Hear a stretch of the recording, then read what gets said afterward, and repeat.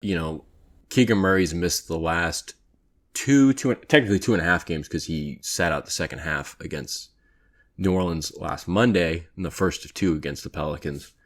So, and I think as of recording today, it's been reported that Keegan Murray was a full participant in Monday's practice, which is kind of a good sign for what we kind of laid out earlier in the podcast of Tuesday's big game against the Warriors.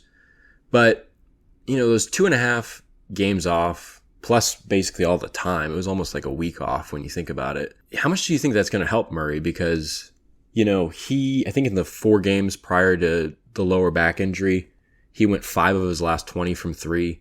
And he's been doing so much work on both ends, trying to improve his impact and his skill level. And that's kind of like prevented him from getting in a prolonged rhythm with his 3, I think. I mean, he's had like a few games here and there where he shot really well, but it's kind of affected like the prolonged weeks of Keegan Murray shooting, you know, above 40-something%. How much do you think that this 2.5 game, about a week absence, you think that's going to help freshen him up? Yeah, I mean, it has to, right? It can only do, you know, good for his rest. Any rest for him at this point is good. It's new to him still, too. He's probably not used to this kind of workload, playing so hard on both ends of the floor. So, I mean, having a fresh Keegan Murray in a big game like tonight, I mean, I think it's going to do wonders.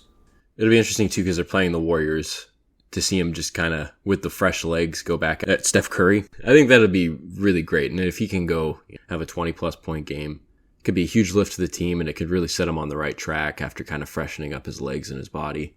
It's going to be interesting to see what Keegan Murray's December looks like.